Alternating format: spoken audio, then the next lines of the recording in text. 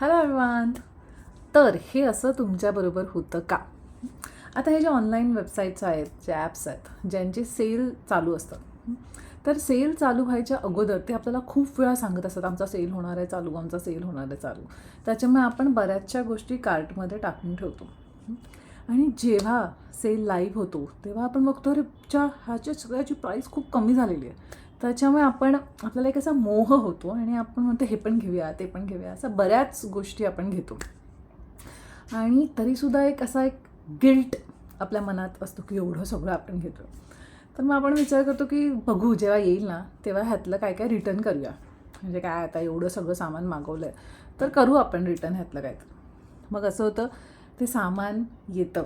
मग आपण बघतो, फॉर्च्युनेटली म्हणा किंवा अनफॉर्च्युनेटली म्हणा, सगळ्याच गोष्टी आपल्याला खूप आवडतात.